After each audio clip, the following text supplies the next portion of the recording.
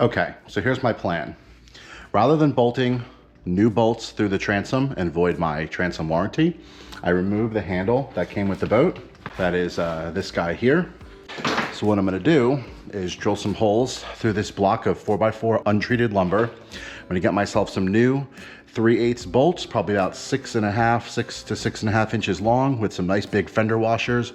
Bolt this all to here. Then I can use some lag screws to mount the ladder itself straight into the wood, not adding any new holes to the boat, and giving a really nice stable platform to mount the ladder to and be able to climb in and out.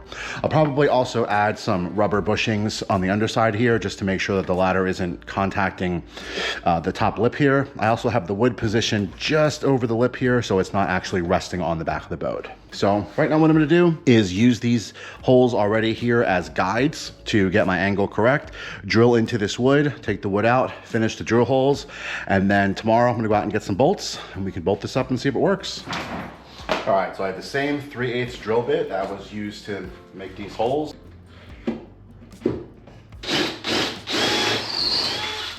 All right, now I'm gonna match the same angle that the drill goes in. See here, we're kind of coming up on the drill. Make sure we keep that angle right.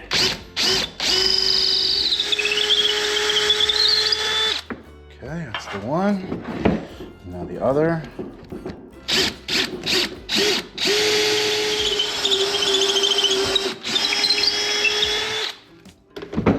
Now once I got my new bolts, this should bolt right up to the transom.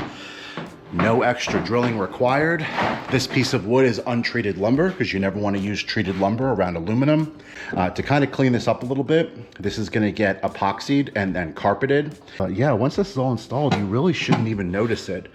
All right, I'll check back in the morning once I have the new bolts, get this wood prepped and carpeted and installed with the ladder. All right, so I've got the wood all sanded down. Now I'm gonna go ahead and throw a coat of epoxy on it. That'll seal this up and also fill in any voids, hopefully strengthen it up even just a little bit, and then it'll be ready for carpet. All right, now if you guys happen to be new to the channel, I've done a lot of work with epoxy in the past. I tend to use this tabletop epoxy from Better Boat. It dries clear and very hard shell, nice waterproofing. If you guys like any more information on that, I'll have some links in the description and also a card in the video right now where you can check out some of my videos dedicated directly to epoxy. So for now, I'm gonna go ahead and mix up this 2-part epoxy, get this all covered in epoxy, and then we'll check it out once it's dried.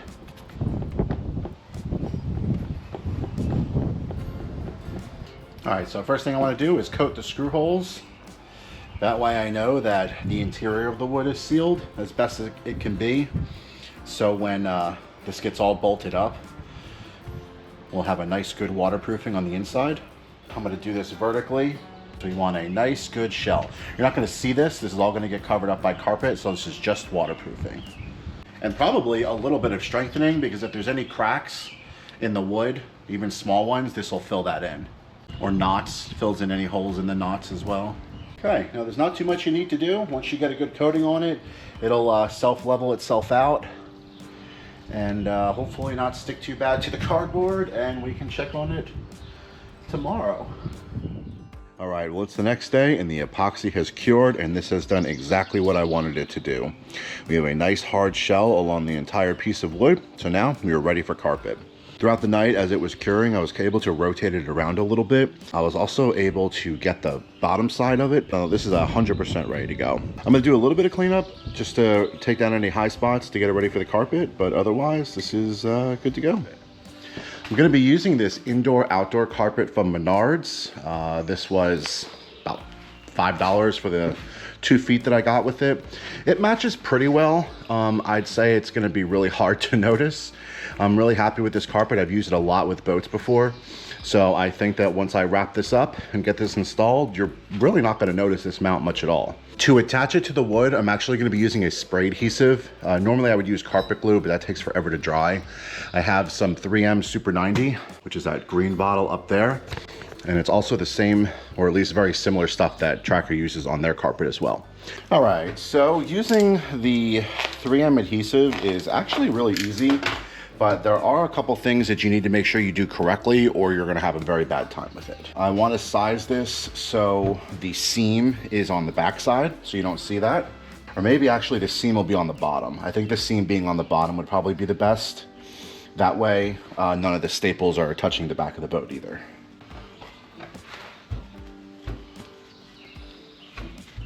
Okay, so about right here.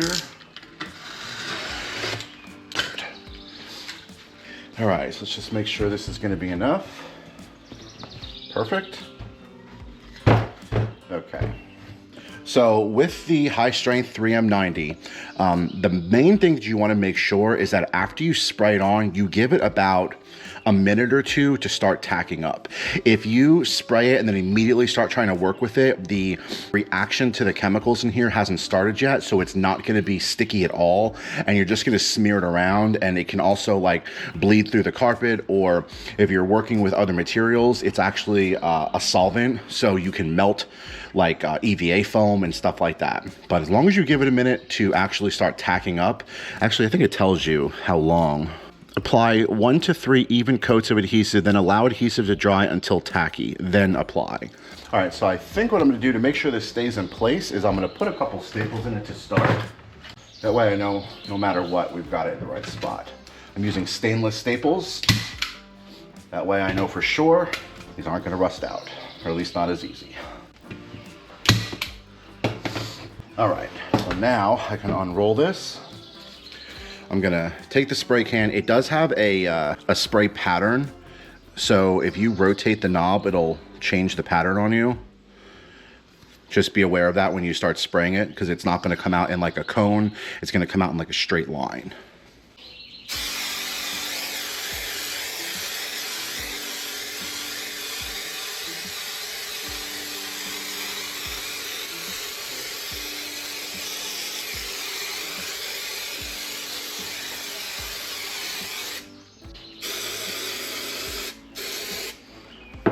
And those are the sides that are gonna wrap up to get the edges.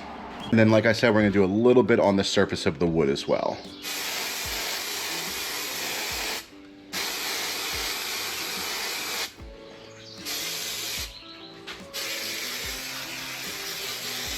Looks like I'm running out. Got just enough here, that's perfect. And then when I roll it over, I'll do that bottom side too. So now I'm gonna give this a minute for all this to dry. It does not take long to get tacky. Once it does, we'll start wrapping it up and stapling it down. So now we're gonna get a nice good, oh yeah, it's already starting to stick really good. We wanna wrap this nice and tight.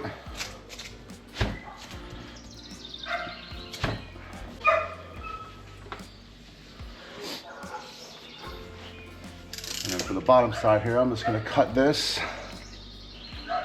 You can kind of see what we're working with here a little easier.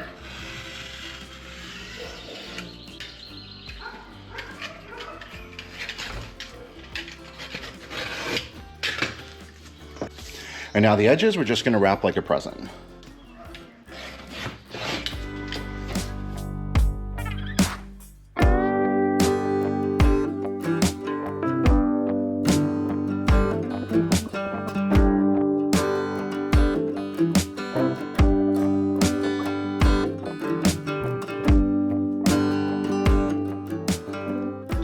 All right, so we got that corner done. Now we're gonna do the other side.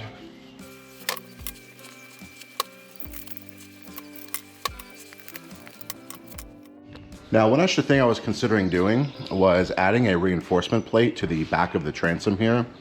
The way the tension pulls when you're using the ladder, it's actually kind of interesting. So because we're top mounted up here, the tension is actually pulling up on this piece of wood. When this wood tries to pull up, it's pulling in through these back bolts here. So I had this transom plate actually off an old John boat. It's really thick aluminum. So I was thinking about mounting it right here, drilling some holes through it, and then that way it won't be putting as much stress on the actual transom of the boat. I am considering cutting it down though, because it's way too big for the area. I was gonna do pretty much just trim off these two little legs on it since it's got this cutout in the middle. Right now I just gotta figure out how to get this cut down. All right, so good old circular saw was able to get it done. Cut it down, now I'm gonna clean it up, get the holes drilled, and then we can put this on as a backing plate before we mount everything up. All right, so last step was I wanted to get some holes drilled into this plate here, so when it gets mounted up, we'll be able to add a little bit of reinforcement. So what I'm gonna do is just kind of clamp this in place. I'm gonna drill from the inside to just get my 2 drill holes, and then I'll take it off the boat to finish drilling it.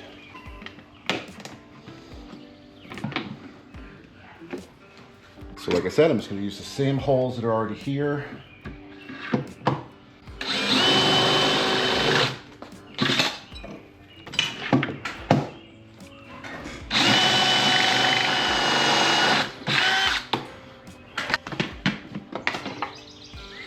Okay, now I can see where these holes have been started. I'm gonna go ahead and finish these off, and then we should be ready for installation. Okay, so at this point is what we've all been waiting for, is final installation. I've got all my hardware all mounted up to the block here. I've got my washers, spacers, everything else like that ready to go. I'm using fender washers for the outside. These are gonna come through from the front.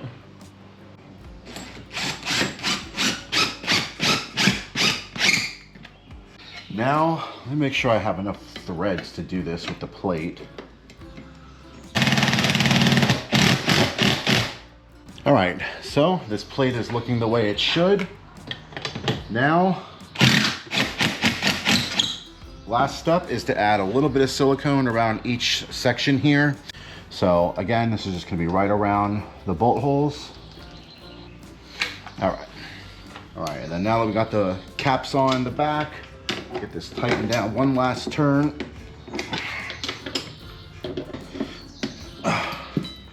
Now this is ridiculously solid now. I'm really happy with how this looks in the back. We've got plenty of threads on each lock nut here. We've got really strong washers attached to a nice aluminum plate. This is gonna give a lot of rigidity to this entire system.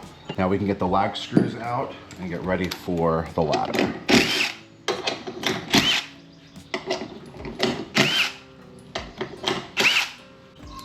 Oh, perfect. I got a couple lock washers I'm gonna use. Yeah, that'll be good. Okay, so I'm just gonna start each screw. Then we can put the rubber in the best place, and then we'll tighten everything down.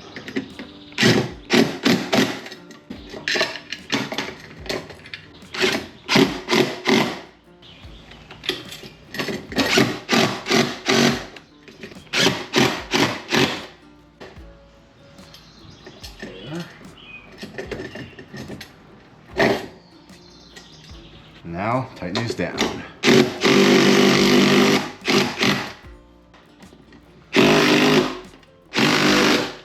Oh, that's perfect. Right on top of the rubber washer there.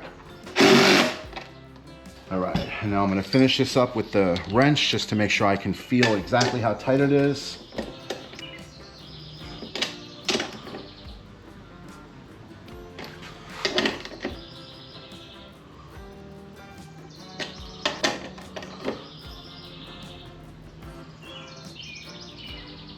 There we go.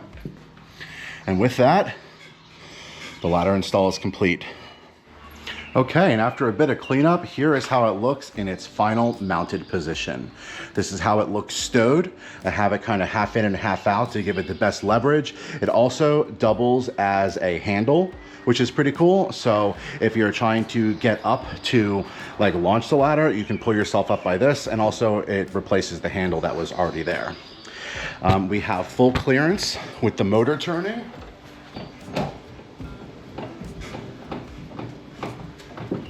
So no issues with that. And we also still can use our light plug as needed. To deploy, we undo the bungee that comes with it. Ladder comes down, and then it's telescoping. So it'll go all the way down, well into the water to make reboarding very easy. And then obviously opposite to go back in. Pulls up, and then your bungee on to stow it. Overall, it is extremely, extremely stable. There is no flexing whatsoever as you're using it. So this is my solution for a no drill, actual boarding ladder solution that uses the pre-drilled handle holes that was already on this side of the boat. It extends well down into the water. The ladder itself is 12 inches wide. instead of these smaller, like 10 or so inch ladders. So this is gonna be way more robust. This also has a 400-pound weight limit, so even the bigger guys can get use out of it.